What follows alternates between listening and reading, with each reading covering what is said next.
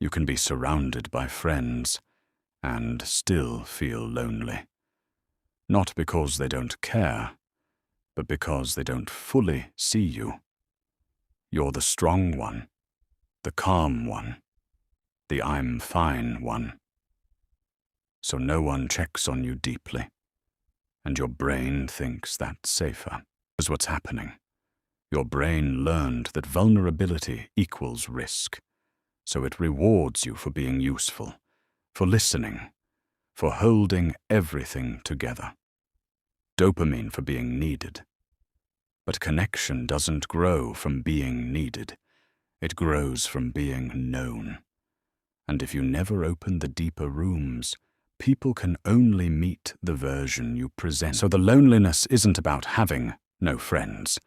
It's about hiding the parts of you that actually need connection. Next time someone asks, "How are you?" try answering one layer deeper. Not dramatic, just honest. That's how safety slowly turns into closeness. And that's how loneliness fades.